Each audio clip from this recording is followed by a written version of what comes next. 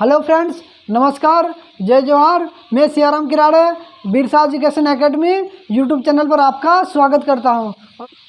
Friends, हम पढ़े थे मैथ्स में लघुत्तम समावर्तक और न्यूनतम समावर्तक, जिसमें आज पढ़ेंगे हम भिन्न का लघुत्तम समावर्तक और न्यूनतम समावर्तक। इससे पहले हमने अभी तक 2 क्लास पढ़ ली है लघुत्तम समावर्तक और न्यूनतम समावर्तक की। और अगर कोई फ्रेंड्स हमारे चैनल पर नया हो तो चैनल को सब्सक्राइब करें। साथ ही पिछली क्लास की लिंक डिस्क्रिप्शन में है, आप उस लिंक से पिछली क्लास देख सकते हैं। तो चलिए आज पढ़ते हैं हम भिन्न का लघुत्तम समावर्तक और न्यूनतम समावर्तक। तो इससे पहले हमें यह जानना जरूरी है कि भिन्न किसे कहते हैं।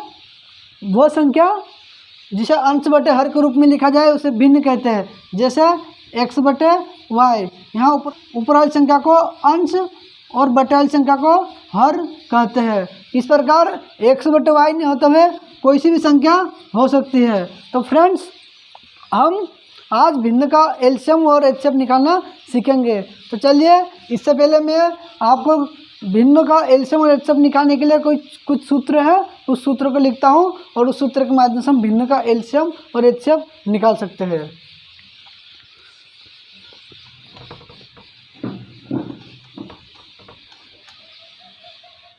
फ्रेंड्स, भिन्न का एलसीएम निकालने के लिए देखिए,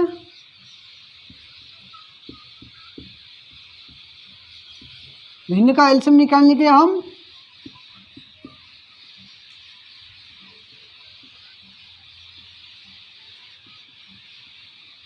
अंश का एलसीएम और हर का एचसीएफ निकालेंगे। इसी प्रकार अगर भिन्न का हमें एचसीएफ निकालना है तो देखिए एचसीएफ। तो फ्रेंड्स क्या करेंगे, अंश का एचसीएफ और हर का एलसीएम निकालेंगे। तो फ्रेंड्स, इस सूत्र के माध्यम से हम भिन्न का एचसीएफ बड़ी आसानी से निकाल सकते हैं। तो चलिए, मैं कुछ संख्या लेता हूं और उस संख्या के माध्यम से हम भिन्न का एलसीएम और एचसीएफ निकालेंगे।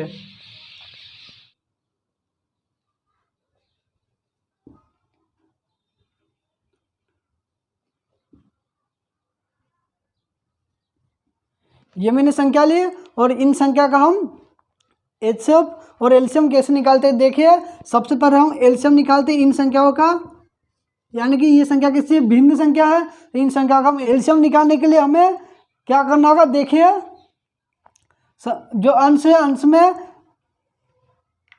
एलसीएम निकालने के लिए एक बात ध्यान रखना, जो दी गई संख्या है उसमें सबसे बड़ी संख्या को देखेंगे।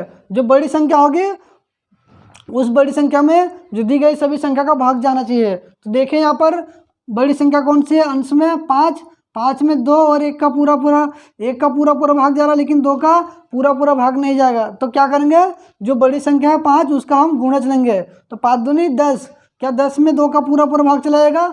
हाँ, 2 पंजे 10, यानी कि जो अंश है उनका एलसीएम क्या होगा 10। अब हर है उसका एचसीएफ निकालेंगे। तो एचसीएफ निकालने के लिए यहाँ पर ध्यान देना फ्रेंड्स, जो दी गई संख्या है उसमें हम सबसे छोटी संख्या को देखेंगे और एलसीएम में हमें बड़ी संख्या देखना है और एचसीएफ में हमें छोटी संख्या देखना है। तो छोटी संख्या क्या है, 3, क्या 3 का इन सभी संख्या में भाग जा रहा है? तो देखिए 3 3 9, 3 दूनी 6, यानी कि 3 का पूरा भाग जा रहा है। तो हर का एचसीएफ क्या होगा 3। इस प्रकार से दी गई संख्याओं का हम एलसीएम निकाल लेते हैं। तो फ्रेंड्स देखिए, इन संख्याओं का हम एचसीएफ कैसे निकालते हैं। अगर हमें एचसीएफ निकालना है तो क्या करेंगे, हम जो अंश वाली संख्या है उसका हम एचसीएफ निकालेंगे और हर वाली संख्याओं का एलसीएम। तो देखिए, एचसीएफ निकालने के लिए हमें सबसे छोटी संख्या देखनी होती है। तो अंश में सबसे छोटी संख्या क्या है, 1। तो जो अंश का एचसीएफ क्या होगा 1 और बटे वाली संख्या यानी कि हर का एलसीएम निकालेंगे। तो एलसीएम में हम बड़ी संख्या को देखते हैं। तो यहाँ पर देखिए बड़ी संख्या क्या है 9 में 3 का भाग पूरा जा रहा है, लेकिन 6 का पूरा भाग नहीं जाएगा। तो 9 के हम गुणज लेंगे। तो फ्रेंड्स 9 के गुणज 9 दूनी 18, 18 में 3 6 3 18 और 3 का भी पूरा भाग जा रहा है। तो फ्रेंड्स इन हरों का एलसीएम क्या होगा 18। तो इस प्रकार ये दी गई संख्या का हम भिन्न का एलसीएम और एचसीएफ बड़ी आसानी से निकाल सकते हैं। तो फ्रेंड्स चलिए कुछ और संख्या लेते हैं और आगे देखते हैं भिन्न का एलसीएम और एचसीएफ कैसे निकालते हैं। फ्रेंड्स यहाँ पर एक बात ये भी ध्यान रखना, हम भाग विधि और गुणनखंड विधि से भी इन संख्याओं का एलसीएम और एचसीएफ निकाल सकते हैं, लेकिन उसमें थोड़ा टाइम लग सकता है। लेकिन यहाँ पर अगर छोटी संख्या दी है तो इसी तरह से हमें निकालना है। तो देखिए अब मैं थोड़ी बड़ी संख्या लूँगा, उस संख्या का हम कैसे एलसीएम और एचसीएफ निकालते हैं सीखेंगे।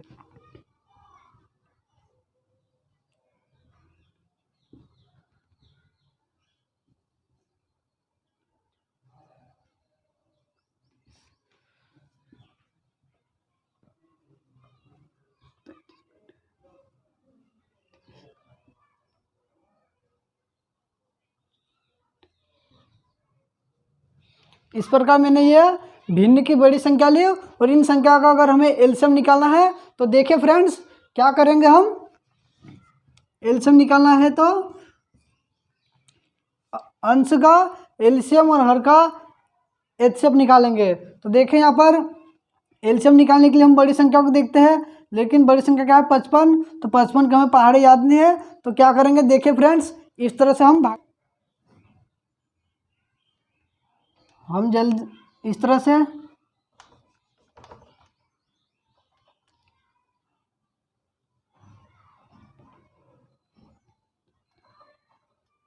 ये मैंने संख्या ली और इन संख्या को हम भाग विधि से निकालेंगे। देखिए क्या करेंगे, हम भाग देंगे 11 को 11,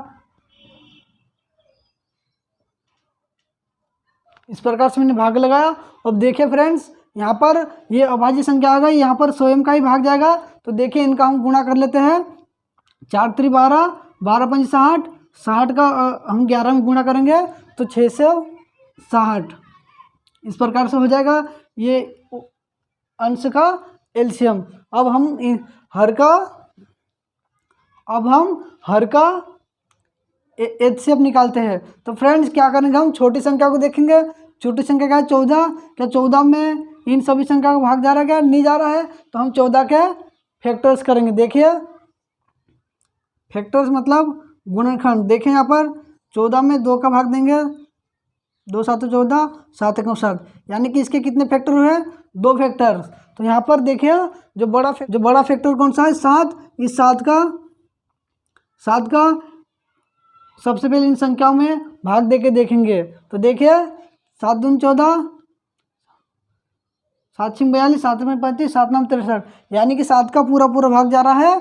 तो जो हर वाली संख्या उसका एचसीएफ क्या होगा 7। तो इस प्रकार हम दी गई संख्याओं का एलसीएम बड़ी आसानी से निकाल सकते हैं। तो फ्रेंड्स मैं उम्मीद करता हूँ कि आपको समझ में आया होगा। अगर बड़ी संख्या में आ जाए तो हम कुछ ही समय में भाग विधि से भिन्न का एलसीएम निकाल सकते हैं।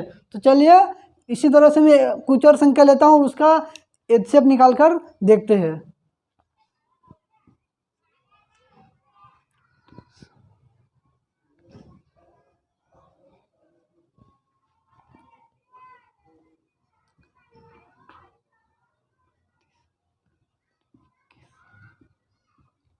फ्रेंड्स ये मैंने संख्या ली और इन संख्या का हम एचसीएफ निकालेंगे।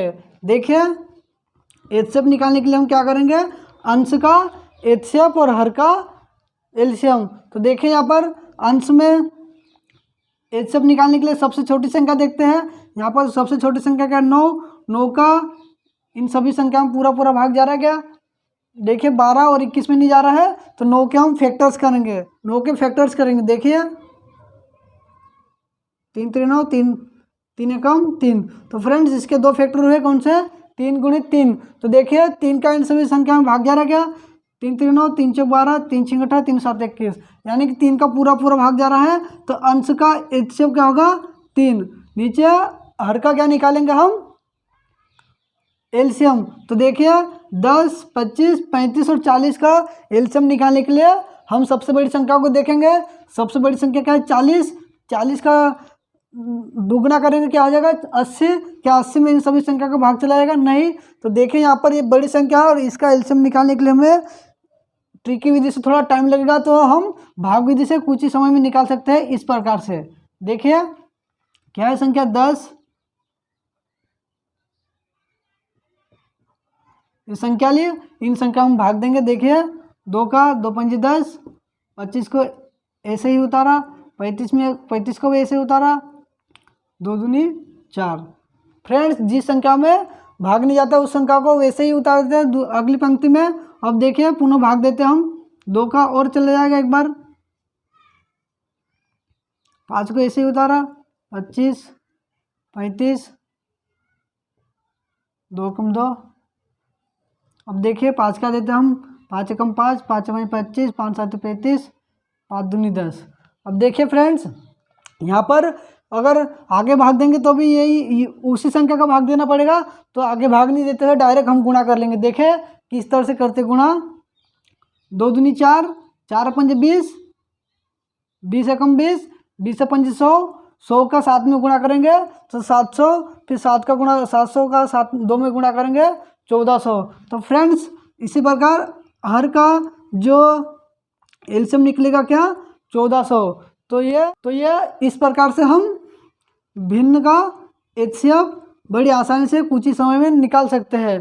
तो फ्रेंड्स, ध्यान देना, यहाँ पर अगर हमें छोटी संख्या मिले तो क्या करेंगे, हम एलसीएम निकालने के लिए बड़ी संख्या को देखेंगे और एचसीएफ निकालने के लिए छोटी संख्या। लेकिन अगर बड़ी संख्या आ जाए तो हमें भाज्य से एलसीएम निकालना है। तो फ्रेंड्स, आज के लिए बस इतना ही, और आज हमने सीखा भिन्न का एलसीएम और एचसीएफ कैसे निकालते हैं, और कल पढ़ेंगे हम दशमलव संख्या का एचसीएफ और एलसीएम निकालना। तो चलिए आज के लिए बस इतना ही, और आज के लिए बस इतना ही। मैं एक छोटी सी लाइन के साथ आज की क्लास समाप्त करता हूँ। निःशुल्क शिक्षा को ज़रूरतमंद लोगों तक पहुँचाने के लिए हमारे चैनल को सब्सक्राइब करें, शेयर करें। धन्यवाद।